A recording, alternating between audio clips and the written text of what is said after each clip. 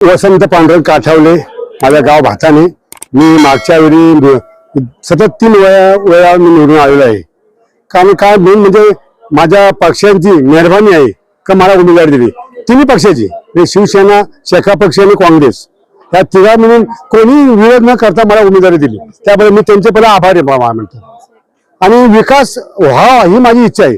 पैसे कमवणे हा माझा धंदा नाही.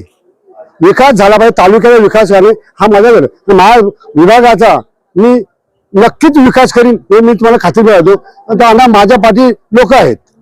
पूर्व अनुभव पाहता जनतेला आपण कशा प्रकारे पुढे घेऊन जा, विकासाच्या बाबत पुढे घेऊन जा आणि कशा पंचायत समितीमध्ये मी टाइम निसा खुर्चीचा वापर करणार नाही.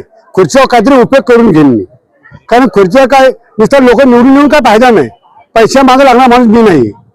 विकास झाला पाहिजे, माझ्या विभागाचा विकास झाला पाहिजे हा माझा तत्व आहे.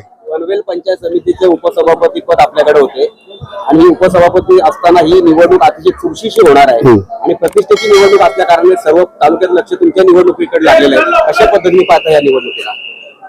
ऍक्च्युअली काय का माझी इच्छा नव्हती उभा राहायची. खरं म्हणजे फक्त काय समोरच्या माणसाला मतदान कसा लोकांचा जो प्रतिसाद मला होता का लोकही सांगितलं मला का तुम्ही उमेदवारी घ्या आणि म्हणून उभा. आणि हा माझा एकच उद्दिष्ट आहे का विकास, तालुक्याचा विकास झाला पाहिजे.